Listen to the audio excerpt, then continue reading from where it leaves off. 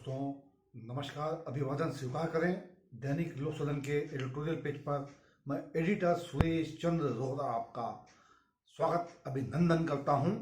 बात है आज महाराष्ट्र के विधानसभा चुनाव को लेकर के, जहां गोंडवाना गणतंत्र पार्टी एक बार फिर मैदानी जंग में रही और अब वह ज़्यादा समय नहीं बचा। कल लगभग दोपहर होते होते परिणाम महाराष्ट्र विधानसभा के हमारे सामने होंगे।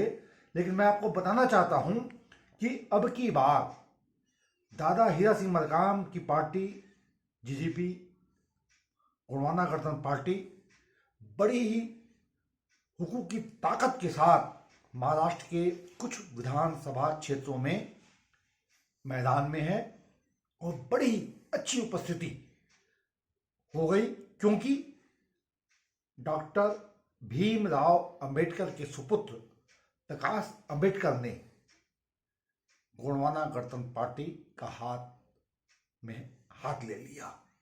परिणाम स्वरूप ये जो दो तीन पार्टियां जब एक हुई तो परिस्थितियां बदलने लगीं।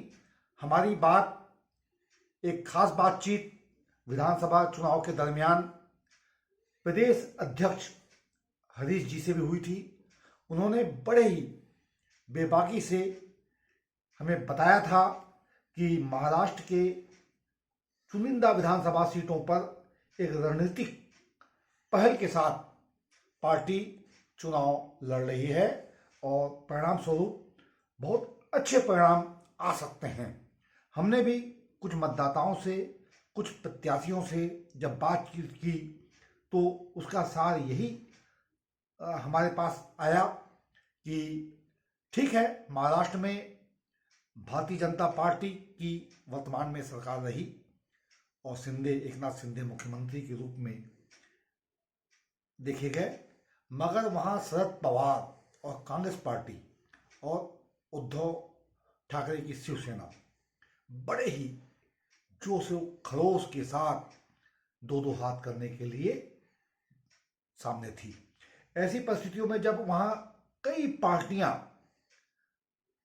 अग्रिम पंक्ति में चुनाव के मैदान में थीं, मगर इस सब के बावजूद गोंडवाना गणतंत्र पार्टी ने जो कमाल किया है और जो उपस्थिति दर्ज कराई है उसे भी नजरअंदाज नहीं किया जा सकता और कुछ सीटों पर विजय संभावित है।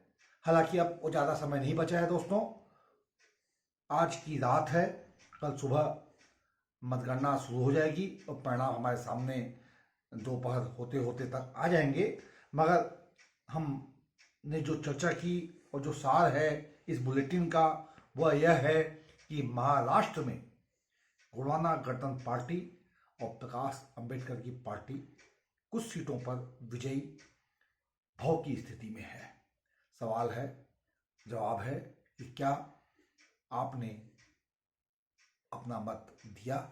क्या पार्टी को मजबूत बनाने के लिए आपने एक संकल्प लिया था, या फिर बड़ा प्रश्न चिन्ह एक बार फिर विधानसभा चुनाव के दरमियान जो उभरा था उसका प्रत्युत्तर आएगा तो फिर वह चौंकाने वाला हो सकता है। दोस्तों, आपसे आग्रह है इस बुलेटिन को शेयर करें और हाँ, अगर आप कुछ कहना चाहते हों तो अवश्य रूप से अपनी टिप्पणी दर्ज करें। धन्यवाद।